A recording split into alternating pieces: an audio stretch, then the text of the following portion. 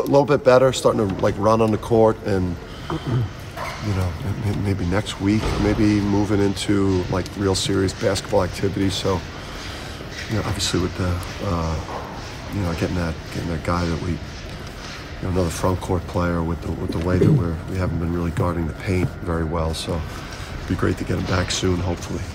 Any now that you've been through a loss and a couple of days removed from it, any value in having gone through the experience? I don't know if there's a shift in focus or mentality from the guys. Yeah, I mean, you'd prefer to learn from winning, but I think the further that you get away from losing, you forget what it feels like.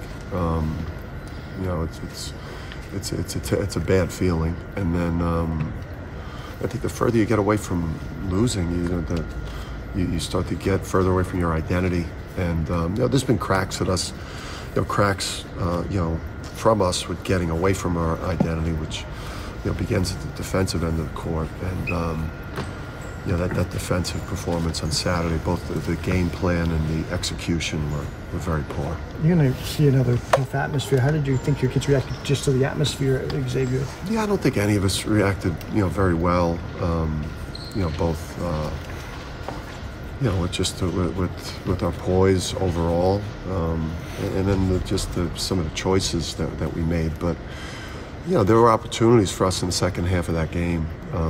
Early, I thought we did a great job coming out of the half and got it to 7, and just really, really brutal defensive effort, and then had offensive opportunities that we just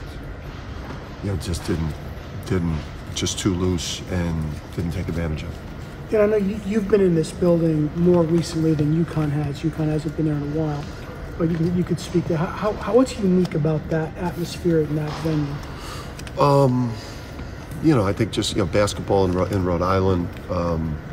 When you have a really good team there, they're great fan bases. When the team's good, the Ryan Center and the Dunk. I don't know, I think they might change the name. So I'm sorry about that. But just they're really good fans when the team is really good, and they have an intensity to them. They're loud the entire game, they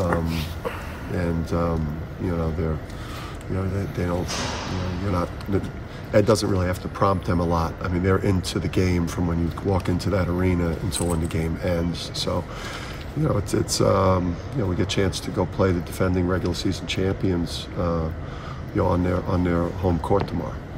Your guys said they liked the idea of being the villain walking in there tomorrow night. Yeah, you are at UConn. I mean, you are in general. I mean, since I've been here, we've gotten everyone's best shot just because of the brand. Now we have the brand and that small number next to our name, so now you really get everyone's. I don't know if with you're a chance now for people not just to get the brand win, but to get a resume win that makes teams tournament teams. It's crazy how things have changed here for us. What's Hopkins brought to that team, and how much of a worry is he for you tomorrow? Yeah, big worry. I mean, he looks to me like one of the, a player of the year type of player. He's one of the, just his blend of athleticism and strength and fluidity. He pushes the ball in transition off the defensive glass the way Andre does for us, as does Carter. So, but I think he's a player of the year candidate. He's that good, and that's a very tough matchup for Alex.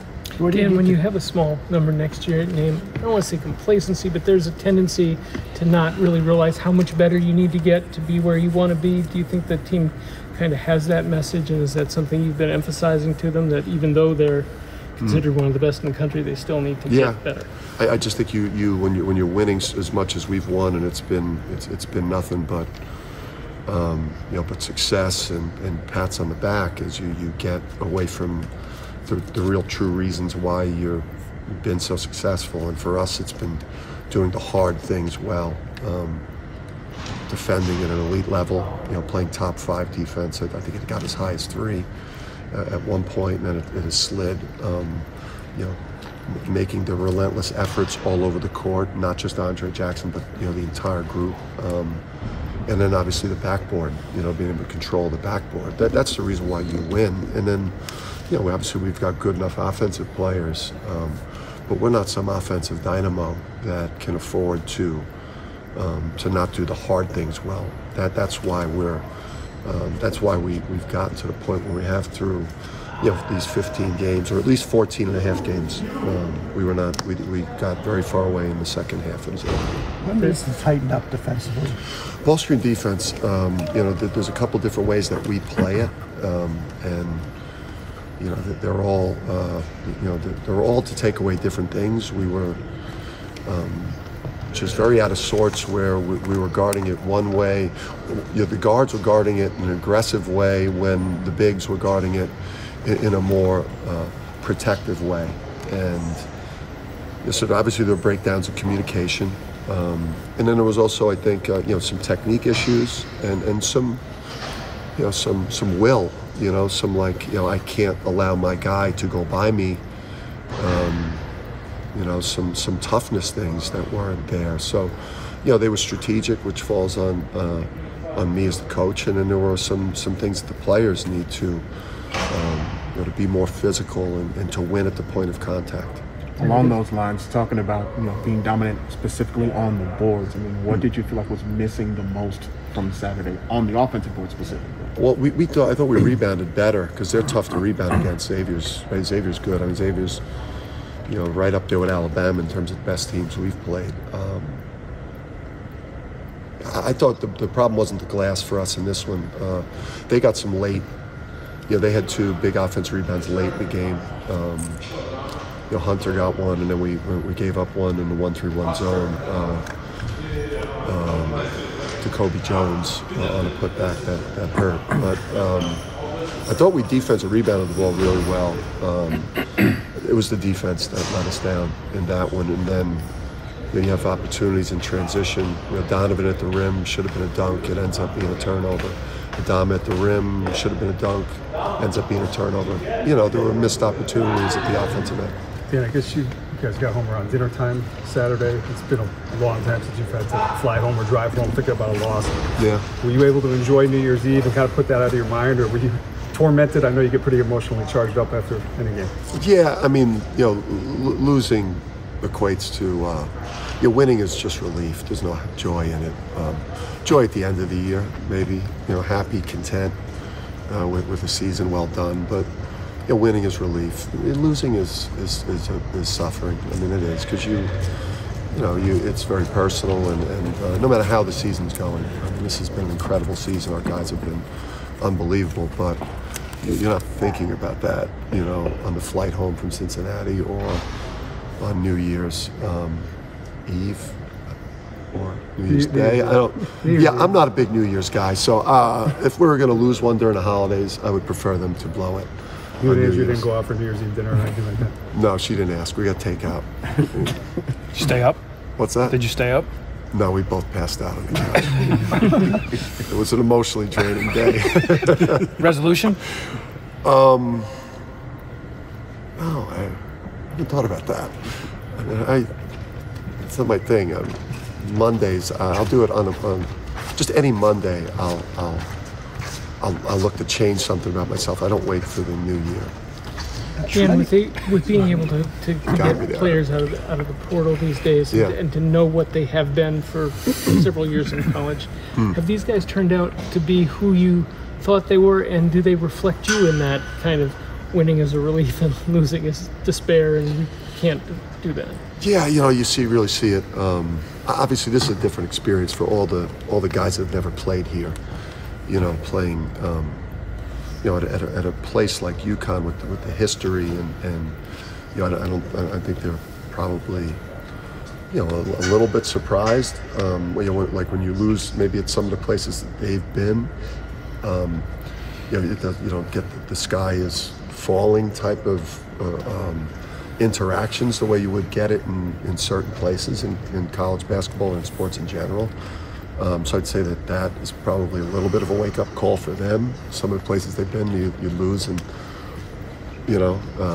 so I think that's a different experience for the group to have, like, to hit the highest expectations of college basketball for your team, and having to bounce back from a loss with the amount of just outside noise. I mean, this team has become, obviously a lot of people think it's one of the best teams in the country, and it's certainly one of the most interesting teams in the country to watch play because of the way we play and all the different types of players we have. So we tend to get more eyeballs on us, and that's what we all want. You guys are shooting probably about 33s in the last 5 games average. Yeah. Is that, I know you say you have open ones you wanted to take them. How do you balance out with needing to get to the hoop now? I just think we took the panic ones late in the game where we should have continued to try to get to the rim and get into pressure and try to create some turnovers there. But I think probably the more disturbing thing is that we want to get more rim twos and get to the free throw line more.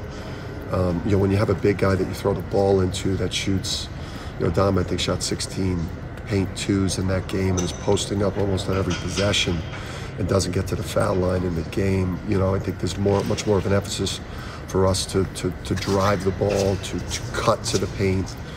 The threes we took late in the game, obviously some of those were like quick shot panic threes, but I mean, Jordan, Alex, these guys got great looks at three. I just think we need more rim twos. Tristan was saying he needs to work on his consistency. How do you think he's played over the past couple games? Yeah, I mean, the Big East is a different, it's a different animal. It's different than the non-conference. The games are ref different. There's a different level of intensity to them. Everyone gets a clean slate. If you had a bad non-conference season, teams obviously, or if they underperformed, now they get that second life. So, you're basically, it's a fresh start. He's been great for us the whole year. We wouldn't be in the position that we're in, which is an incredible position without what he's done.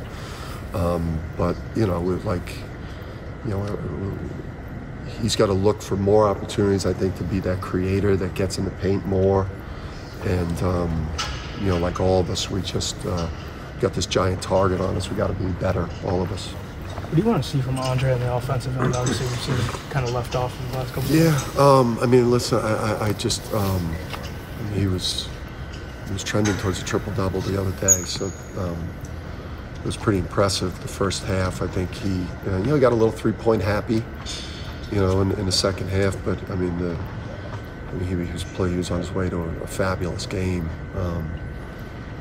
There's some things I think that we're going to try to take advantage of when people play off him, that we've had 2 days to practice.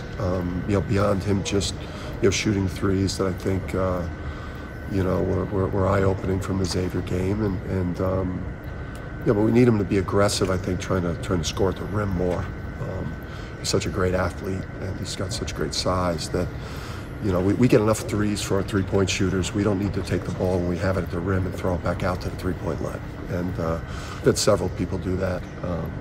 The tall guys, the guards. Like, when we got a chance to put pressure on the rim, we've got to do it so that we can get to the foul line or finish. Okay, do you think any kids on this team thought, we're not going to defeat them?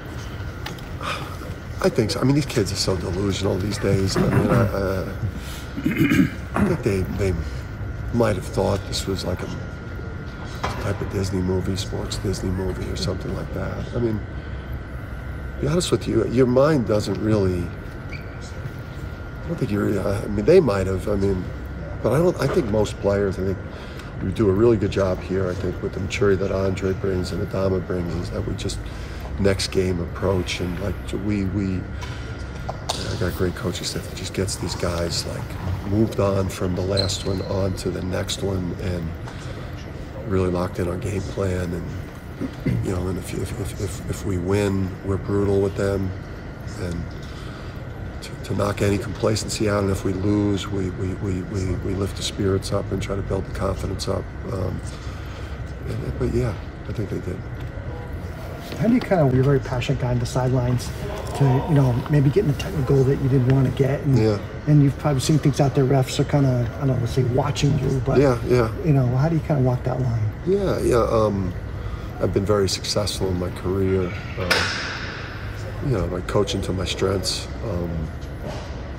You have to, channel that. I've done throughout the year, consciously really went to the season, really focused on that. And for me, it's just, making sure that my mind is there and is able to, to make the right decisions for the team and to model that, for them, regardless of how the calls are going and what they look like when I go back and look at them, and whether that makes me feel more justified or not. I know that I can't lead that way, and that when we've been on our best this year, and when I've coached my best, I've been a lot calmer with the group, a lot more poised.